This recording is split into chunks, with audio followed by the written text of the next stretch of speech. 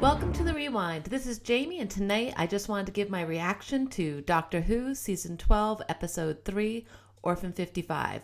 This is all spoilers, so you've been warned. Thank you for listening, and if you enjoy this review, please like and subscribe. So overall, it was, I think, more enjoyable than Skyfall and the last few episodes. I was a little thrown, I think, by jumping in, understanding that we are a few, probably months after the last episode. She's still moping about, but clearly there's been other adventures and they're mopping up some alien species on the ship, which was, that sounded like it could be more interesting than some of the other adventures we might have seen. And we jump right into this episode, and it's, fairly typical of a lot of Doctor Who episodes. Big monster on a secure ship or a different place. So not that different. I enjoyed it, fast paced.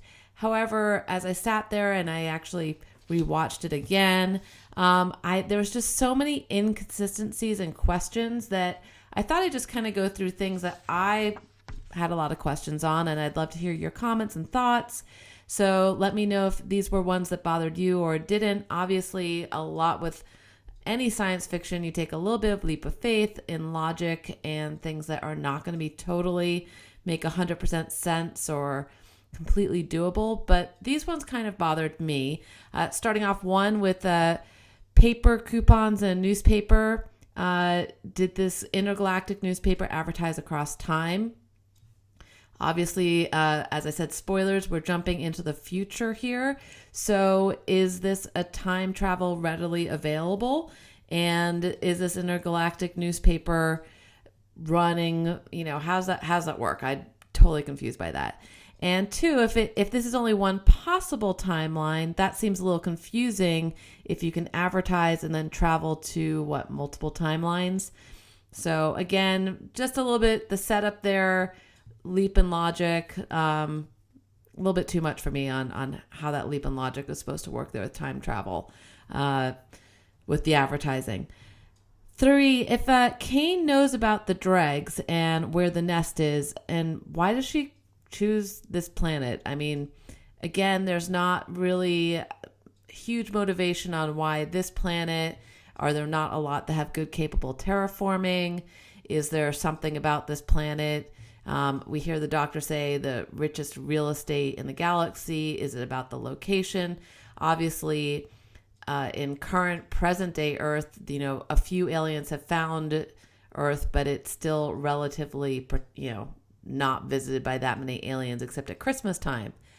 4, it's been a long enough for Kane that she has lost all contact with her daughter. 100% doesn't recognize her, obviously doesn't know that her ex-husband died, yet she does say she was doing this all for her after she draws the gun on her. So again, the Kane and the logic with Bella, all of that was just a little bit confusing for character development and understanding how that works. And then they kind of, at the very end there, all of a sudden it's all okay and Bella's going to hang out with her mom and ostensibly die on that planet with her. There's just a lot of leaps and logics with that Kane-Bella relationship. We just go from so many extremes. It's just a lot of loss of logic there. Dregs, super on the nose with the name. That's fine. I can, Doctor Who on the nose, that's fine. But they're super inconsistent. At times they're walking really slow and they're outside. At other times they're walking 37 clicks because we hear that Benny's with them and obviously he can't walk fast. And then they were moving quickly inside when they were coming to attack all the spa guests, but oxygen apparently is going to slow them down. So just super inconsistent on how the dregs work. Also, couldn't figure out what was a dreg going to eat. I mean, there's a whole planet of its supposedly nothingness outside, and are they eating the people? And obviously they haven't been there that long, even if it's been, let's say 15 years, if that's how long we want to say Cain's been there. Obviously they weren't killing guests the whole time. So very inconsistent. I'm confused by what's going on there. And then I probably need to double check, but I didn't really think that the doctor could do the Vulcan mind meld. And why, when they went to the dregs, was she able to see the past that was very far, probably in evolution history, the past with the dregs? That just seemed, I understand like that could be part of the collective unconscious from, the history. But, if we went into anybody's present day mind, you only go back as far as the history, and this seemed to be far evolved from that. Again, doctor's a little bit inconsistent here.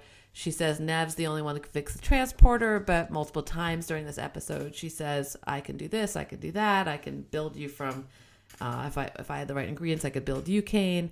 So a little bit inconsistency there. Obviously, got to move the plot forward, got to have things for different characters to do.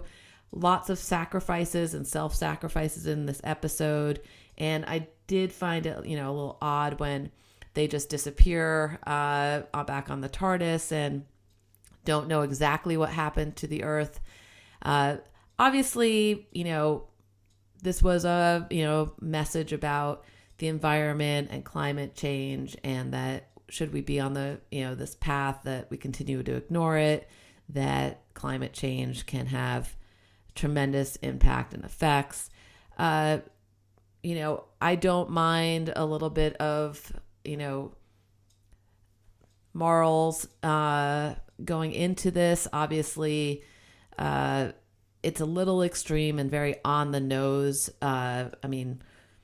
There's been in science fiction always, we've had a lot of messages of will we self-destruct and cause the end of the earth? And, that's The Time Machine, H.G. Wells. There's many, many examples of this. I think this one was a little bit more on the nose, and probably, because of how we've seen Doctor Who with all the kind of history of it being in the past, 2 years of being very political. This one was probably a little more on the nose than we probably were needing for right this second, with a fairly good, potential story. Anyway, there's my review. I think that, overall, better than last season. Yes. I think that Jodie Whittaker is coming into her own, doing much better with the Doctor. I still find this to be a little bit more like Sarah Jane Chronicles with the Doctor, kind of Who feel to it, but, she feels like, a little bit like she could be a Sarah Jane. Anyway, that's my review for tonight. Please, if you liked this review, please subscribe. Thank you for joining me. Really appreciate it. And love to hear any comments and thoughts and feedback.